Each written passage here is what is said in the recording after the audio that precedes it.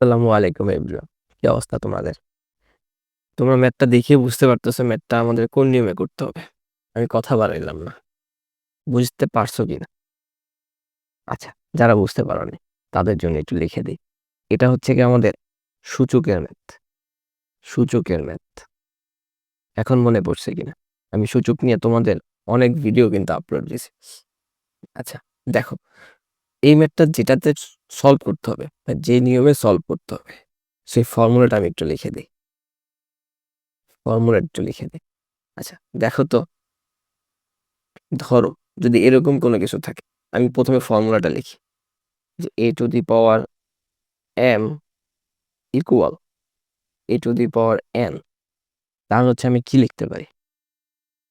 m equal m, এটা হচ্ছে ভাই ফর্মুলাটা। ঠিক আছে কিনা? অর্থাৎ দুইটা বেস যখন সেম হয়ে যায় তখন পাওয়ার দুইটাকে আমি আলাদা করে লিখতে পারি। একটু যদি ম্যাথের মতো দেখাই আর কি, ধরো 2 to the power 3 equal 2 to the power 5x। তাহলে আমি কি লিখতে পারবো?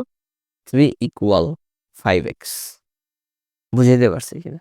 অর্থাৎ এই যে বেস যেটা, এটা যদি সেম হয়ে যায় তাহলে পাওয়ার দুইটাকে হচ্ছে আমি আলাদা করে লিখতে পারি। এই নিয়মে হচ্ছে কি আমাদের এটা সলভ করতে হবে। ঠিক আছে? তাইলে ভাইয়া একটু ঝামেলা হয়ে গেল না? এই ম্যাথটা একটু ঝামেলা করা আছে না?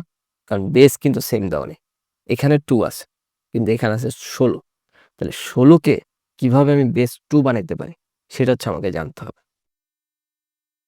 আচ্ছা, এখানে আছে 2 to the power 4x minus 12। আচ্ছা, এই 16কে আমি চাইলে 2 টু দি পাওয়ার 4 লিখতে পারি। 2 টু দি পাওয়ার 4 মানে হচ্ছে কি 16। তোমরা একটা ক্যালকুলেটর চাপ দিয়ে দেখতে পারো 2 টু দি পাওয়ার 4 মানে কত। 2 টু দি পাওয়ার 4 মানে হচ্ছে 16। আচ্ছা, এখন দেখো এই যে বেস দুইটা কি হইলো, সমান হইলো না? তাহলে এই পাওয়ার দুইটাকে আমি আলাদা করে লিখতে পারবো না? আচ্ছা, পাওয়ার দুইটাকে যদি আমি আলাদা করে লিখি তাহলে 4x মাইনাস 12 ইকুয়াল 4 লেখা যায়। আচ্ছা, এরপরে কি করা যায়? 4x 12টা মাইনাস আছে, এটাকে যদি আমি ওই পাশে নিয়ে যাই তাহলে কি হয়ে যাবে? প্লাস হয়ে যাবে। প্লাস। আচ্ছা, এরপরে 4x 16, দুইটাকে যোগ করে দিলাম 16। তাইলে শুধু x করলে আমি কি লিখতে পারবো? 4টা এই পাশে গুণ আকারে আছে, আমি যদি দুই পাশে পাঠিয়ে দিই তাহলে কি হয়ে যাবে? ভাগ হয়ে যাবে। তাহলে x ইকুয়াল টু এটাকে দিয়ে যদি ভাগ করি তাহলে হবে 4। তাহলে এটার অ্যান্সার হচ্ছে গিয়ে x is equal to sorry x is equal to আর কি 4 এটার অ্যান্সার। ঠিক আছে? x is equal to 4। সলভের ম্যাথ মানি, যেহেতু সলভ করতে বলছে আমাদের, সলভ করতে বলছে না, সলভের ম্যাথ মানি হচ্ছে গিয়ে আমাদের যে আননোন ভ্যালুটা, এখানে আননোন ভ্যালু ছিল যে x এর ভ্যালুটা বের করা। ঠিক আছে? বাংলায় আমাদের সলভ মানে বলা হয় হচ্ছে সমাধানের ম্যাথ। তো সমাধানের ম্যাথ মানে হচ্ছে গিয়ে যেটা আননোন সেটা বের করা আর কি। ঠিক আছে? তো আমরা এখান থেকে কি বের করে ফেলছি যে x ইজ ইকুয়াল টু 4। এটা হচ্ছে ভাই আমাদের অ্যান্সার। আমি বুঝাইতে পারছি কিনা? তাহলে কোন ফর্মুলাটা খাটছে আমি ফর্মুলাটা আবার লিখে দিই। ফর্মুলাটা ইম্পর্টেন্ট।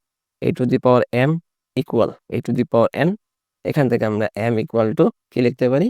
n লিখতে পারি। অর্থাৎ বেস যদি সেম হয়ে যায় তাহলে পাওয়ার দুইটাকে হচ্ছে আমি কি করতে পারবো? আলাদা করে লিখতে পারবো। আশা করি বুঝাইতে পারছি। তারপরেও যদি কারো কোনো সমস্যা থাকে ডেফিনেটলি আমাকে ইনবক্স করতে পারো। আল্লাহ হাফেজ।